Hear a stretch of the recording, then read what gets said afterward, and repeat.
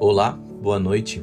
Seja muito bem-vindo, seja muito bem-vinda ao Centro Espírita Morada Cristã.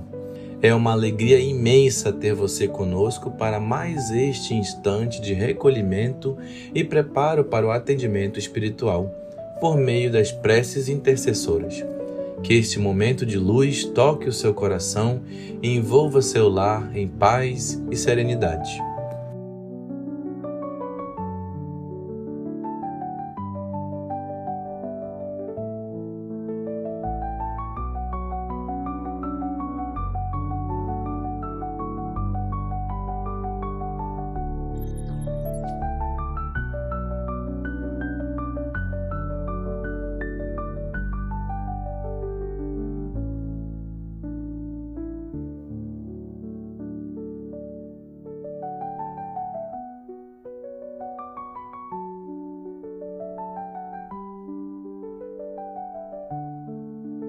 Aproveite esse tempo e coloque ao seu lado sua garrafa ou copo de água, com fé e confiança, para que ela seja fluidificada de acordo com as suas necessidades.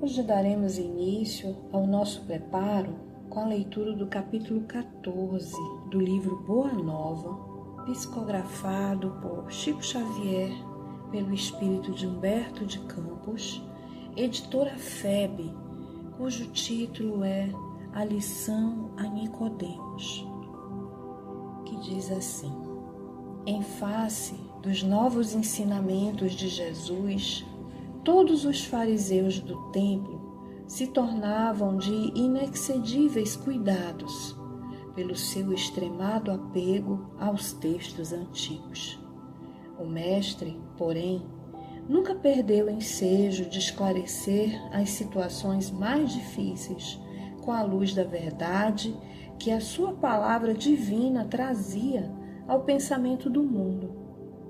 Grande número de doutores não conseguia ocultar o seu descontentamento, porque, não obstante suas atividades deotistas, continuavam as ações generosas de Jesus, beneficiando os aflitos e os sofredores.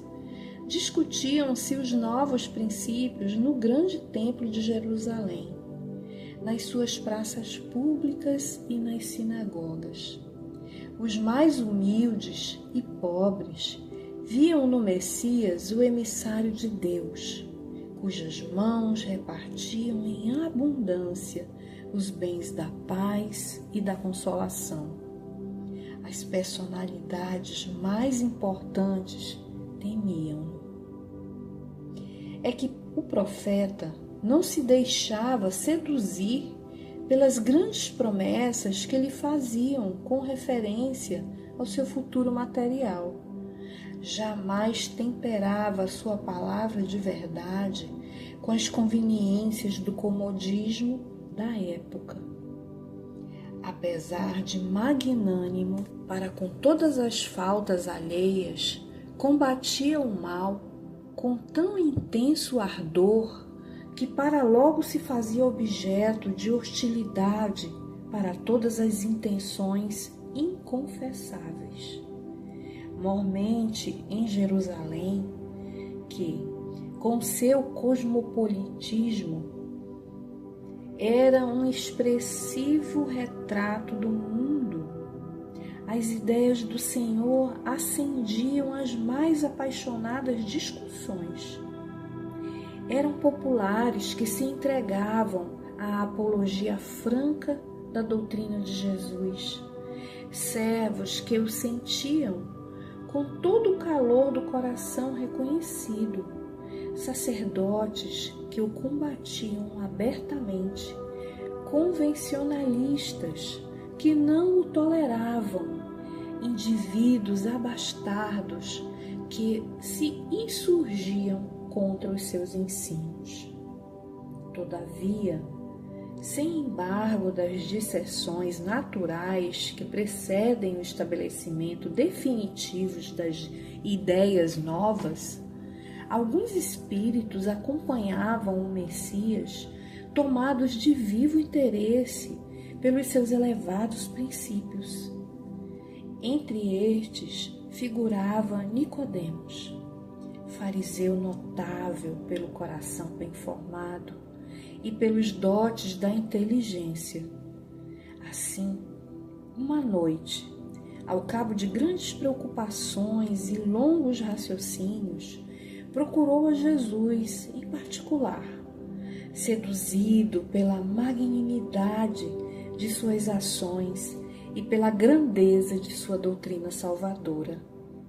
O Messias estava acompanhado apenas de 2 dos seus discípulos e recebeu a visita com a sua bondade costumeira.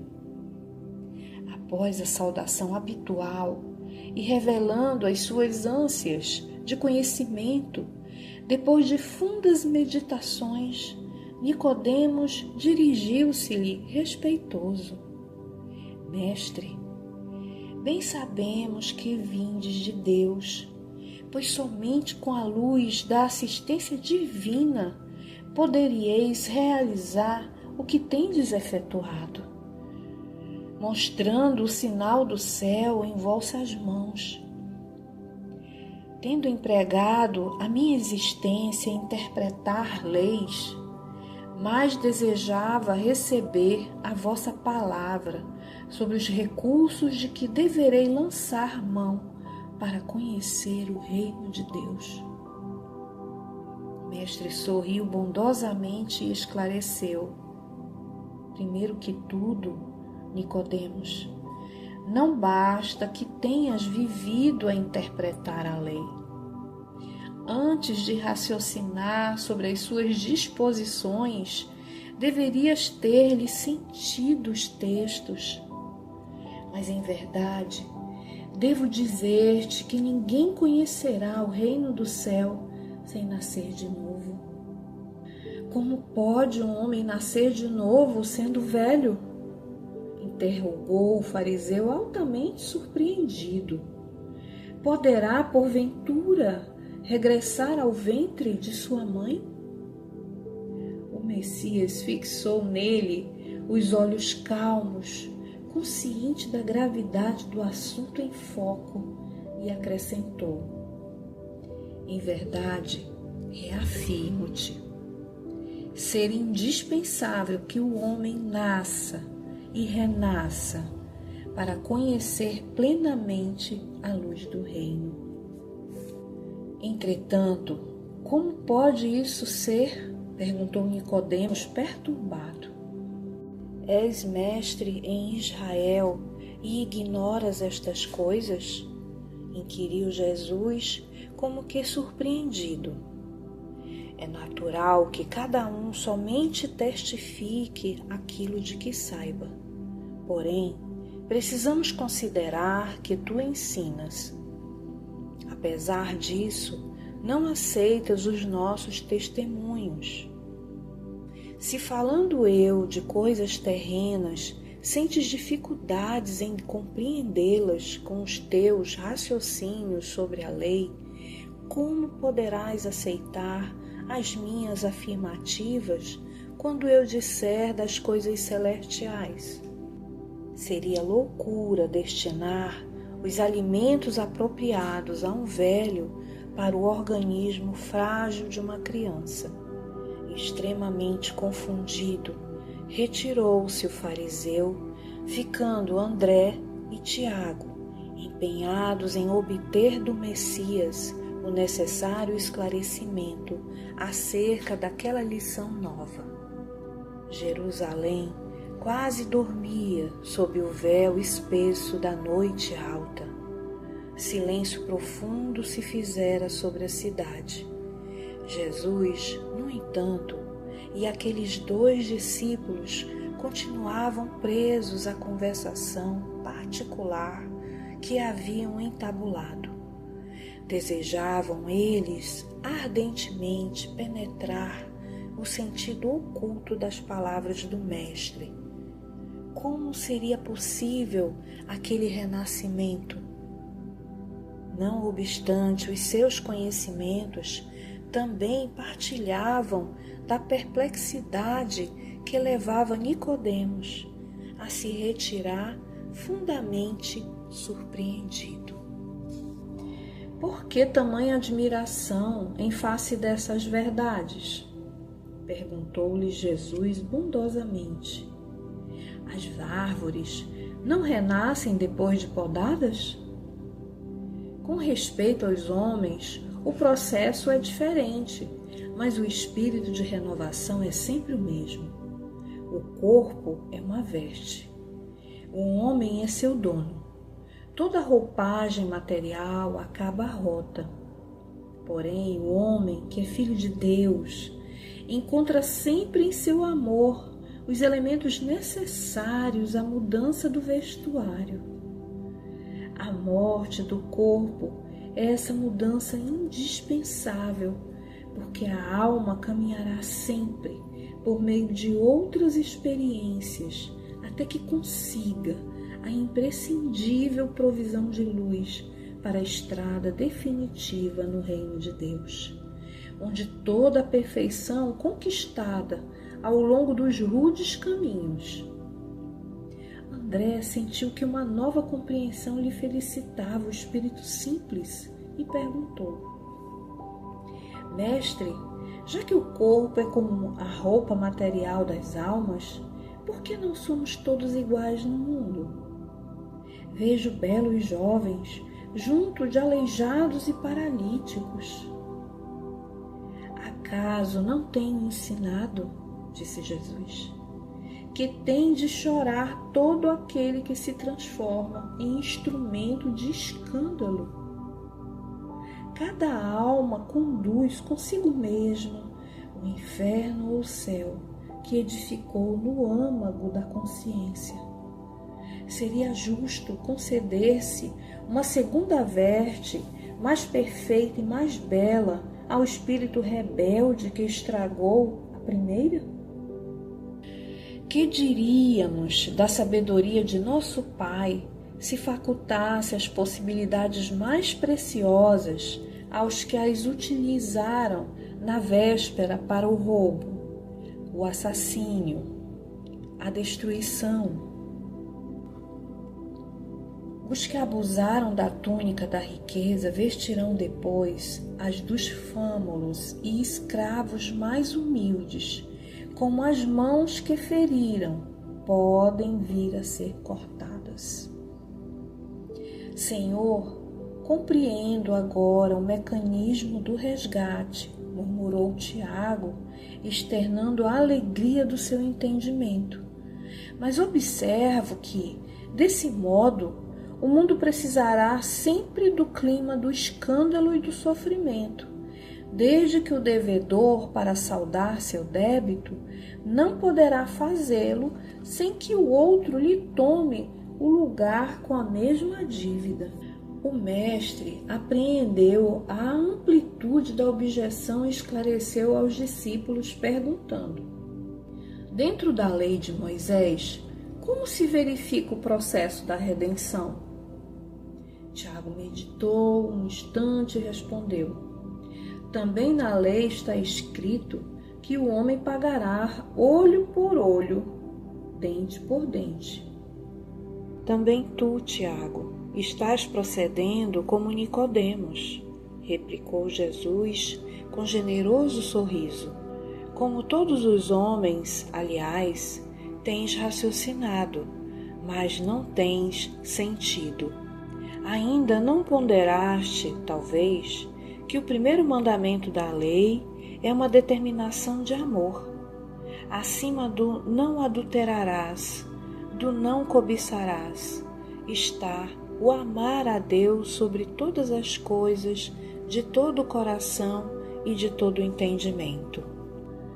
Como poderá alguém amar o Pai, aborrecendo-lhe a obra? Contudo, não estranho a exiguidade de visão espiritual com que examinaste o texto dos profetas. Todas as criaturas hão feito o mesmo, investigando as revelações do céu com o egoísmo que lhe é próprio. Organizam a justiça como o edifício mais alto do idealismo humano e, entretanto, colocam o amor acima da justiça do mundo e tenho ensinado que só ele cobre a multidão dos pecados. Se nos prendemos à lei de Talião, somos obrigados a reconhecer que onde existe um assassino, haverá mais tarde um homem que necessita ser assassinado. Com a lei de amor, porém, compreendemos que o verdugo e a vítima são dois irmãos, filhos de um mesmo pai. Basta que ambos sintam isso para que a fraternidade divina afaste os fantasmas do escândalo e do sofrimento. Ante as elucidações do mestre, os dois discípulos estavam maravilhados. Aquela lição profunda esclarecia-os para sempre. Tiago, então, aproximou-se e sugeriu a Jesus que proclamasse aquelas verdades novas na pregação do dia seguinte. O mestre dirigiu-lhe um olhar de admiração e interrogou: será que não compreendeste? Pois, se um doutor da lei saiu daqui sem que eu lhe pudesse explicar toda a verdade, como queres que proceda de modo contrário para com a compreensão simplista do espírito popular? Alguém constrói uma casa iniciando pelo teto o trabalho? Além disso, mandarei mais tarde o Consolador, a fim de esclarecer e dilatar os meus ensinos. Eminentemente impressionados, André e Tiago calaram as derradeiras interrogações. Aquela palestra particular entre o Senhor e os discípulos permaneceria guardada na sombra leve da noite em Jerusalém, mas a lição a Nicodemos estava dada. A lei da reencarnação estava proclamada para sempre no Evangelho do Reino. Que assim seja.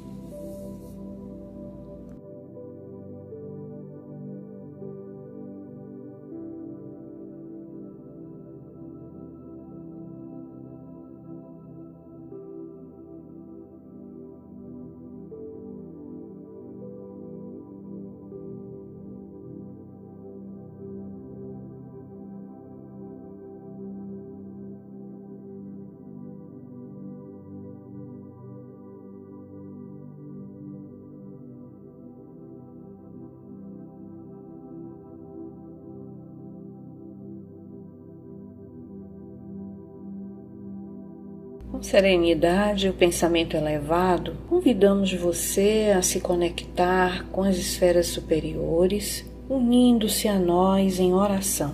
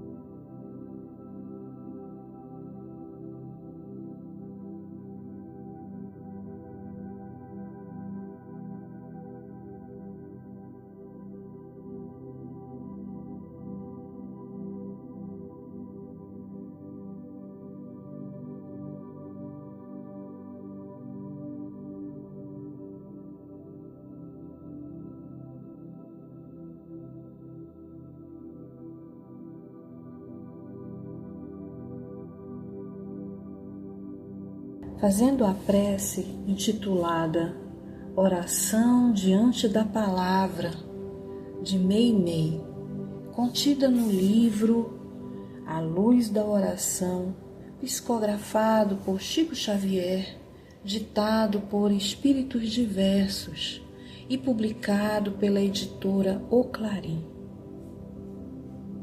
Senhor, deste-me a palavra por semente de luz, auxilia-me a cultivá-la, não me permitas envolvê-la na sombra que projeto. Ensina-me a falar para que se faça o melhor. Ajuda-me a lembrar o que deve ser dito e a lavar da memória tudo aquilo que a tua bondade espera se lance no esquecimento.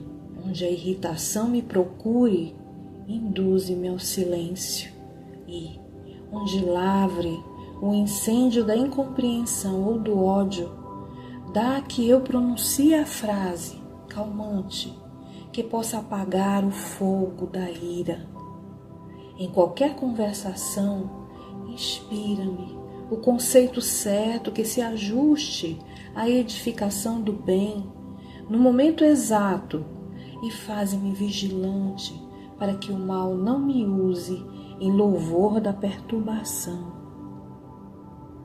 Não me deixes emudecer diante da verdade, mas conserva-me em tua prudência, a fim de que eu saiba dosar a verdade em amor, para que a compaixão e a esperança não esmoreçam junto de mim.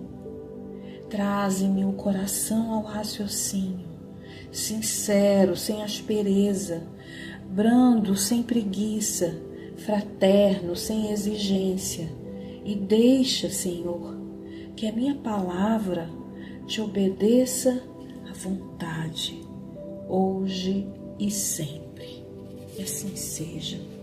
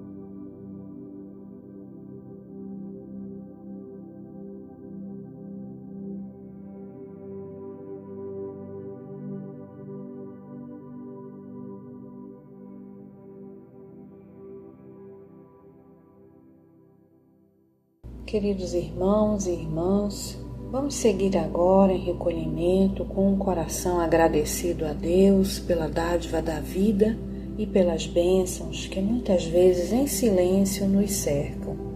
Este é um momento de oração e profunda reflexão à luz da mensagem que recebemos.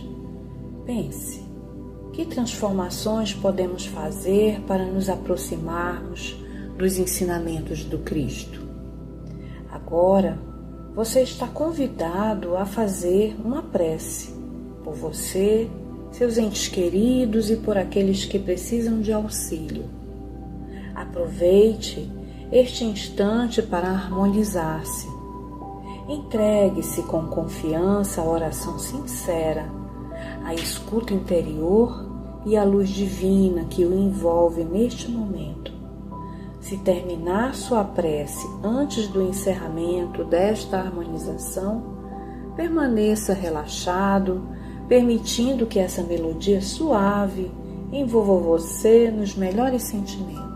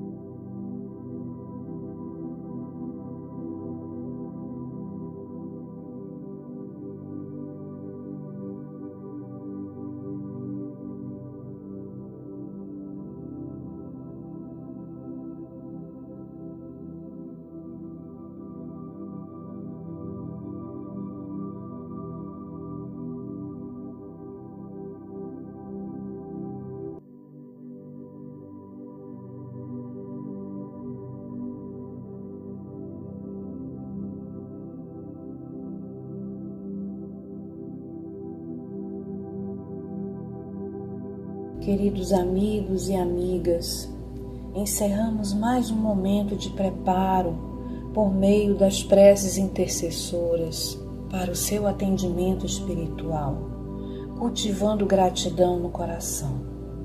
Que Jesus e os benfeitores espirituais nos amparem, nos inspirem e nos ajudem a fortalecer a nossa fé. Que sejamos guiados pela serenidade, resignação e disposição sincera de nos melhorarmos. Que tenhamos coragem para mudar e sabedoria para reconhecer o que deve ser mudado. Se Deus assim permitir, nos encontraremos novamente na próxima segunda-feira. Que a sua semana seja iluminada por pensamentos elevados, sentimentos de amor e fraternidade. Receba o nosso abraço carinhoso e fique com o amor de Deus em seu coração. Até breve.